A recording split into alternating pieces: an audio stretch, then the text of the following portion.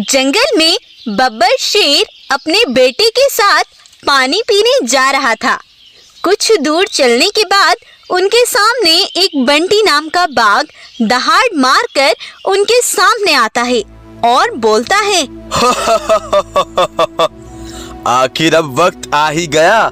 अब मैं तुम्हारे साथ साथ तुम्हारे बेटे गब्बर को भी मार डालूंगा। सुनो बेटा गब्बर, तुम यहाँ से भाग जाओ, जाओ जल्दी, रुकना मत। तब गब्बर वहाँ से बहुत तेजी से भागता है, लेकिन उसे डर के मारे अपने घर का रास्ता भी याद नहीं रहता और वो बिना कुछ देखे ही सीधा भागता ही जाता है और दूसरे जंगल पहुँच जाता है। उधर वो जालिम बाघ बब्बर को जान से मार डालता है और कहता है, मजा आ गया, अब रास्ते से कांटा साफ हो गया। अब बारी है शेरनी की और उसके बाद जंगल पर मैं राज करूंगा। उधर बब्बर की पत्नी ने अभी अभी एक नन्हे से बच्चे को जन्म दिया था। उसने उसका नाम वीरू रखा था। शेरनी अपने बेटे को देखकर बहुत प्रसन्न हो रही थी। तभी वहाँ पर वो बाघ और बाघ का सेवक चीता पहुँचता है और शेरनी से कहता है, शेरनी, शेर बब्बर को तो मैंने जान से मार डाला, अब मैं तुम्हें भी शेर के पास भेजता हूँ।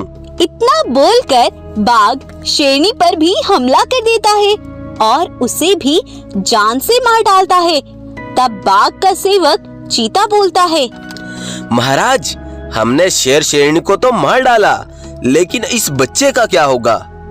मैंने इसके माता पिता को मार डाला, लेकिन इसे कुछ नहीं पता, इसलिए मैं इसे पालूंगा, क्योंकि मेरे बुढ़ापे में ये मेरी रक्षा करेगा।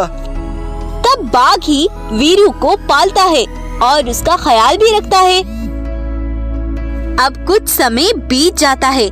वीरू भी अब जवान हो चला था। वो ही जानवरों का शिकार करता और उनको मारकर बाघ को खिलाता। बाघ ने जैसे वीरू की परवरिश की, वो वैसा ही बन गया था और मासूम जानवरों को बड़ी बेरहमी से उनका शिकार करता।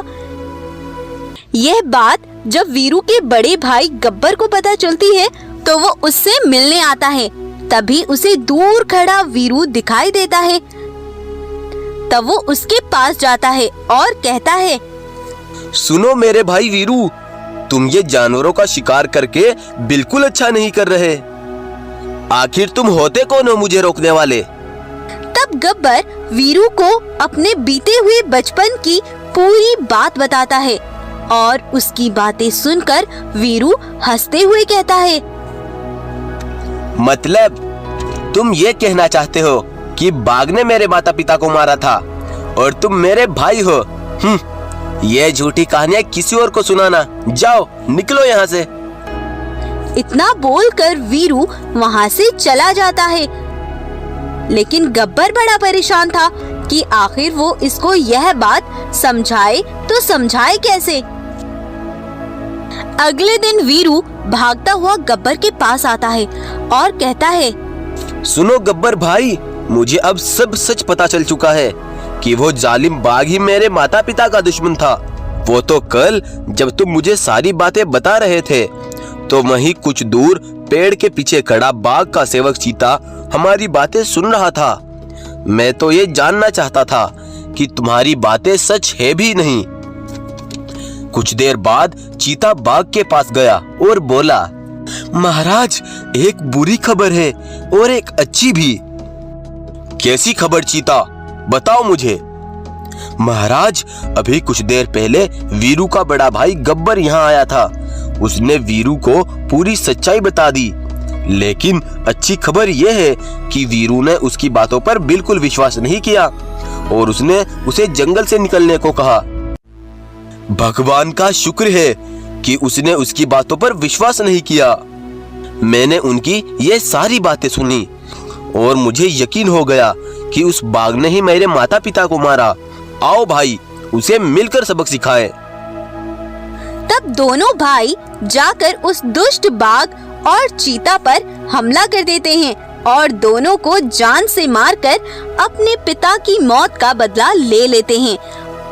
और उसके बाद से दोनों भाई अपने जंगल में खुशी खुशी रहने लगते हैं।